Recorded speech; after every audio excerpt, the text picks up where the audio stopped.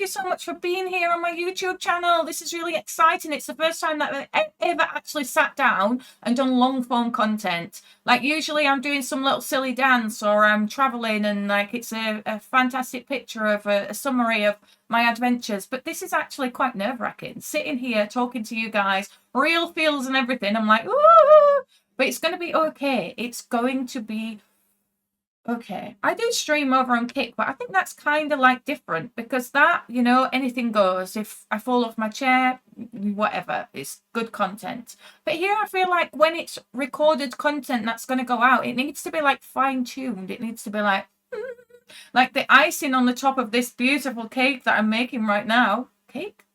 Needs to be perfected. It needs to be great. It needs to be wholesome. It needs to be entertaining, exciting, and all the rest. So that I will try to make it the best way I can. Anyway, so this particular episode, we'll call it an episode of YouTube, or this video, is going to be centered around the fact of why did I go from being a police officer and of rank, so I worked up to an inspector. Why did I leave all of that behind? What made me quit that and become a full-time content creator? So someone who's pushing out content across different platforms and trying to monetize social media to be a successful businesswoman that I am today, because that's essentially what I am. But you know, every day I'm learning, I'm growing, I'm finding new ways, new strategies and new ways to try and make it.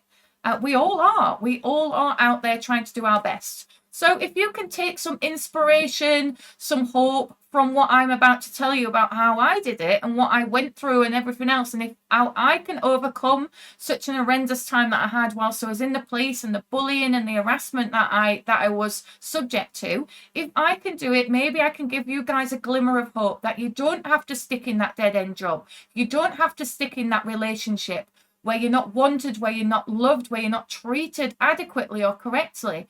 There is hope for us all, because if I can do it, guys, then you sure as hell can do it. It's possible. You just have to have that passion, that fire in your belly. And I honestly believe that if we want something, then we've got to make it happen. No one's coming to save us. There is no superhero, only in the movies. So you've got to be your own superhero. When you're having those dark days, when you're having those difficulties, you need to dust yourself up and you need to get yourself back in the saddle and you need to yee-haw all the way to Success Kingdom, because it's possible, guys. So basically, I was a police officer and I did that role for 13 years. I had a horrible time with bullying and harassment and all the rest of it. And like many people, I was too scared at times to open my mouth and go public about what I was suffering in the police. Because, you know, taking on a police like the organisation, it's quite a big deal.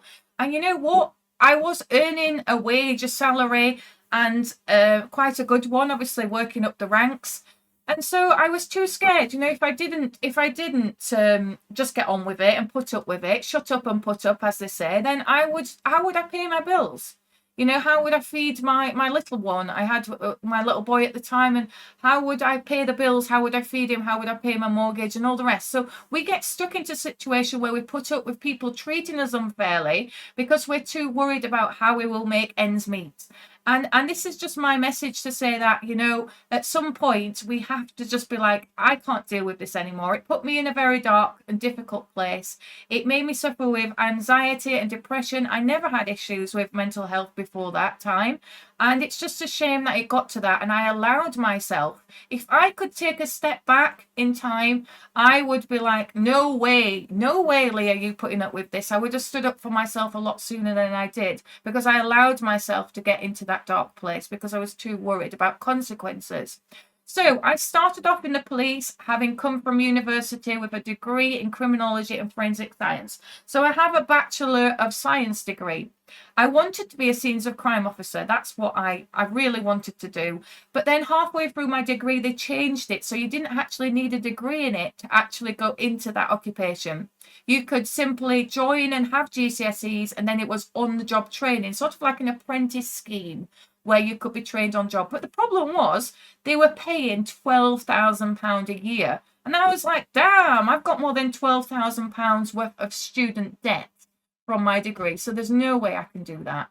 So I was like, what else can I do? So I was looking around and I saw that the police and And the police, sorry, were recruiting for police officers and also for call handlers. So those people who work in a control room, and you call the police and they pick up the phone and they ask you what it is you need, and they talk you through, obviously asking you questions so that they can get the best information, so that when they dispatch the police officer, they know what they're getting themselves into. So basically, I applied for both jobs because they were open and they were available, and I was successful first in the call handler application. So I started my training with that, which was basically studying the law so we could understand, learning the systems of how to put the information when the member of public rings through and how we dispatch police and all the rest of it to it. So I started in that. Within that 2-week training period, I got a letter to say my police officer application had been successful. And I was like, oh my goodness, they're going to hate me. I've only just started, blah, blah, blah, blah. But it was fine. They were like, it's the same force and whatever else, so it's fine. And they were very supportive. Actual fact, I ended up doing that job in the control room for over a year before my police officer post training started, because of all this, the hurdles and stuff you have to go through when you apply to be a police officer. Things like, you have to go and do a fitness test, you have to go and see occupational health, you have to get medicals and all the rest of it. There's loads of different things. You have to go and do a law exam, you have to go and do scenarios. It's like there's a lot, and an interview and everything else. So I obviously went through all of that, and I was in the control room for a year, which was great because I got to see the other side of the coin, if you like. I got to see what they deal with before the police officer gets there. So, and it's actually very hard. If you compare the two jobs, being a police officer and getting there and being able to make an assessment on what you see in front of you is far easier than somebody screaming at you down the end of the phone who doesn't want to speak to you because they want to speak to a real police officer, and they're really highly emotive. They can't get their words out. You can't find out where they are because they don't know where they are, because when you panic, you forget. And so I think out of the two jobs, I think the call handler job was a lot more stressful. So obviously I did that job. I started my police training. You are a probationer in the police for 2 years. So for 2 years, I was a probationer. I was still learning the job. After that period, I applied to be a sergeant, so I could put in to be a sergeant. So I did my sergeant's exams, which is a big law exam, and also you go and do an assessment centre again, similar to when you join up for the police. But obviously the competencies are higher, obviously assessing you at the rank of sergeant. So you need different skills and different mindset to take on that role. I was successful in that, so I very quickly was promoted to sergeant. Now that was just just to show my determination, to be honest with you. People started to get very jealous at that point. It's like, how dare she come from university? She's only young. 22 years old, and she's already telling us what to do. I've been in this job 10 years, I've been in this job 15 years, and blah, blah, blah. But everybody has the same opportunities. At any point, any police officer can submit their application, and they could go through exactly the same as I had. So I was like, why should I be penalised or treated unfairly just because they think that you have to have X amount of experience to do it? If you've got the qualification and you're good at your job, then why not? But I started to get people, gossiping, backstabbing, jealousy. Everyone gets it. I'm not saying it happens in the police. It happens in any occupation. It's just, honestly, we always want, or as human beings, we always want what somebody else has. It's just the law of law. So basically, I started to get issues with that. And in the police, there is a system, a reporting system. It's like a computer system that you log into. So you log in, it's supposed to be completely anonymous. So when you put in the information, it encrypts it, sends it back to the professional standards department, and they assess it. Now, the reason this system was invented and put in place was so that if you were too fearful or too, worried about reporting something because you were fear of repercussions, or you basically felt intimidated or whatever, it was there to protect you. Basically, it was anonymous, but it was supposed to be for corruption. The stuff that you was too scared to put your hand up and say, oh, I'm unhappy about this. But the problem is with me, it got used as a method to bully and harass me. And over the years, it just built up. It was like I had the worst case cases or numbers of these bad apples being submitted about me, because the jealousy and it just got worse and worse and worse. And obviously professional standards, the department that were receiving them, then started to see me as a problem child and tried to out me, because they were like, oh wait, she's causing us too much work. So basically the type of things that were being reported about me were things like, oh, she's got pink nail varnish. Oh, she's not wearing a stab vest when she's going out to this job. Oh, she spends too much time in the police station. Oh, she drives a nice car, like a nice sports car. And it was just like crazy. It was like, have you not got anything better to do? And have the police not got anything better to do than to read these reports? I mean, let's look at it. How much have you seen in the media about police officers doing real life crime, like actually raping people, actually like harassing people, actually being imprisoned for stuff? And these people in my force was too hell-bent on the fact that I'm wearing nail varnish to work. I mean, oh, how very dare I? You know, or the fact that I was traveling in my time off to nice places and taking pictures. And because I'm a gym person and I love my gym, I looked after my body, and it was almost like, oh, look, she's in a bikini on a beach. That's not compatible with policing. Why? Why? Because I'm looking after myself and I look nice in a bikini. Why can I not have nice pictures? So it was just all the time. It was just like everything that I was doing was just being watched, like very stalkerish type behavior. So, you know, and the more I progressed in the police, obviously, when I did my inspector's exams, it got even worse. And it was just like, it was too much. But I was too, like I said to you at the beginning of this video, sometimes we are too fearful. We're too scared to stand up for ourselves and say, this is wrong, or I don't like this, because we're worried about losing our job. We're worried about, you know, being labelled as a problem and not being promoted, or not this or not that, because, or not being selected for this or selected for that, or because we're worried that we've stood up for ourselves and now we're labelled as the problem child. And that's very much what I felt like I was, because all the time I was being pulled in, and I'd get served with misconduct papers, like repeatedly. I mean, the most ludicrous one for me was the ones where I was told by professional standards and one of the senior officers in the police that by wearing the Rockstar Energy brand bikini and beanie, which I was given, I was condoning the killing of prostitutes, which was incompatible with policing, because you can drive around in cars and do all sorts of different things in the game. And I was like, wait a minute, Rockstar Energy, which is on my merchandise, is nothing to do with Rockstar Games, who make Grand Theft Auto. And they were like, it is. And I was like, it isn't. And it was like, it is. But you know what? No matter what I said to these individuals, it was almost like, we've told you to do it, so do it. Like, you know, jump and I'll say how high, and then you'll tell me how high to jump, kind of thing. So it was a complete bullying, toxic environment. That's just one example. And because I didn't remove the pictures, they then served me with misconduct papers, even though they were wrong. Oh yes, we appreciate that. Actually, now in hindsight, we're wrong about that, but you still need to remove them. But why? And it's just like, nothing I could do or could say was ever going to get me anywhere. And it got me so flipping ill. So ill. Every time one of these misconduct papers would disappear, they would serve me with something else. It was almost like they were stopping me from progressing. I had aspirations. I wanted to work up the ranks, and it was like, back in your box. You're a problem. Back in your box.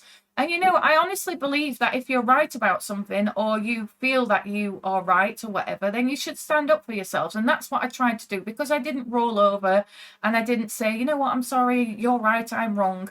I honestly feel that obviously that's why they continued to harass me in the manner that they did. So yes, it made me very, very unwell in the workplace. And then I got referred to people like the Force Occupational Health Service, who's like, she's not fit for work.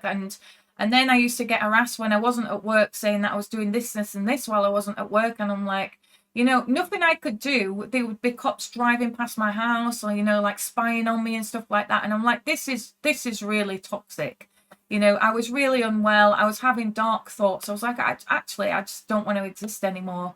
And, you know, when I felt at my darkest time, I actually had my little boy, and he was like less than a year old at the time. And I was like, you know, maybe all these people are correct. I am this person that I'm being portrayed to be, and maybe the world is better off without me. So that's how much it made me feel down and not want to exist anymore. But looking at my child is actually what gave me the power to actually keep fighting the fight and stand up for myself even more, because I think to myself, he needs to live in a future where there are individuals like me that are going to stand up. Even if you're going to stand up to an organisation as big as the police, you need to stand up. If you honestly believe in something and you believe you're being treated unfairly, then we've got to do it. You've got to take a stand. So I resigned from the police. I couldn't take it anymore. They made me so unwell, because it wasn't just that.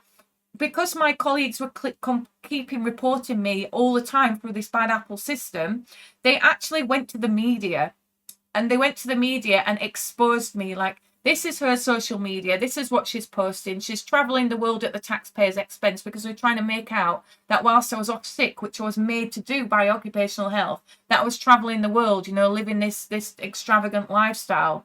Needless to say, there's me, couldn't even drag myself out of my bed each day.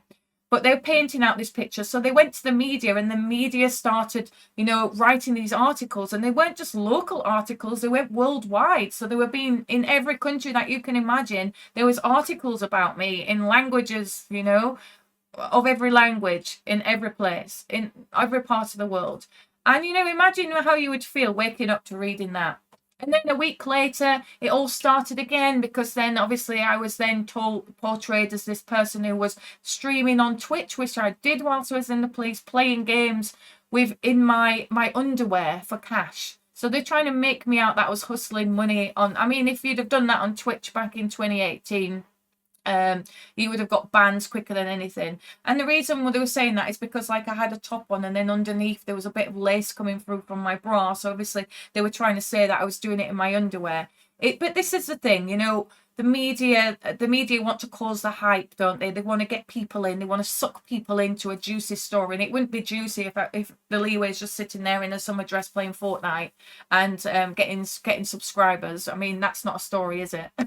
So let's face it. But the thing is, I laugh about it now, but imagine being slandered all around the world as this person, and basically keeping your mouth shut and not standing up for yourself, because essentially that's what I did. That's what I did. I didn't stand up for myself. I just basically kept quiet. I sought legal advice and kept quiet. Until I resigned in 2020, I was trapped. I was in a very dark, difficult place. As I said before, I didn't want to exist. I got my power and motivation to keep going through looking at my little human and being like, no, he needs me to be this person. So I resigned, and a lot of the time whilst we're in the police, they seem to keep harassing me on the basis of, because my social media posts were as they were, of me in nice locations which I travelled to in my annual leave, and I looked after my body and had nice bikinis and swimsuits or whatever else. They kept telling me that I was modelling and that I needed to submit a business interest, and you're modelling and you're this and you're that and you're the other. I'm like, I'm not a model, I'm just a girl with an Instagram. If you want to call me a model because my pictures are good, I have a good photographer and I take a good picture, then, So I spent a lot of time trying to heal after I resigned, and I spent 2 years before I actually, started an OnlyFans page, because I was being portrayed by the police as being this person who's doing this, flaunting myself playing games, or the media's trying to make me out to be that person. I'm like, I don't want to like make it look as though they were right, even though they weren't right at the time. And then after a while, I was like, you're stupid, because look at all the money that potentially is in, being more present on social media and monetizing your social media platforms, doing things like streaming, doing things like having an OnlyFans, having all different streams of revenue coming in, so that then you can turn that into business and turn that into cash. That is a business mindset. People don't realize that it is possible. They just think, content creation is not a job. It's not an occupation. Let me tell you this now. I have had one stream over on Kick. One stream where I have made probably more than the average monthly salary of one person by doing a 2-hour stream. So let me tell you now, and that was on Kick, just doing a chatting stream. And let me tell you now, it is possible. So all these people who want to look at me and slag me off and stab me in the back and whatever and say, oh, look, she's just she's just doing this on the internet, or she's flaunting her boobs or her ass, or it's so easy for women. You know, there's plenty of men content creators that are highly successful as well. If you want to sit there on your arse hating on the world because you can't do it, then that's a you problem. The problem is in you, not in me.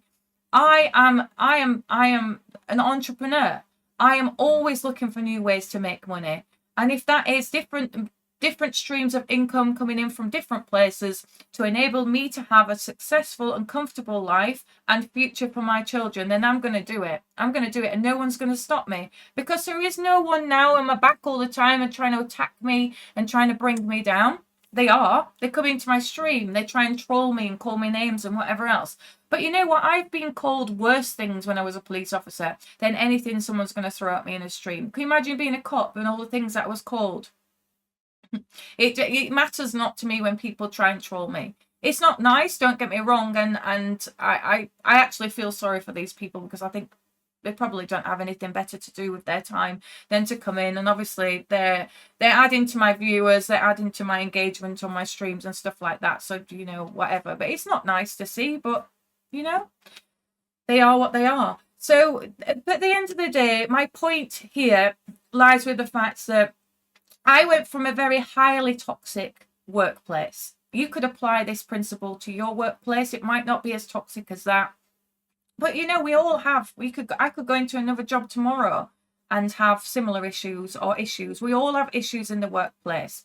But there has to become a point where you're like, I'm not tolerating this anymore. I'm better than this. I deserve better than this. And you take a stand for it. And let me just be that little bit of power and that bit of hope to you that it is actually possible, whether that's applying it to getting out of a toxic relationship, whether it's getting out of a toxic job. It is possible. Yes, it's not easy, and there's lots of worries that come with it.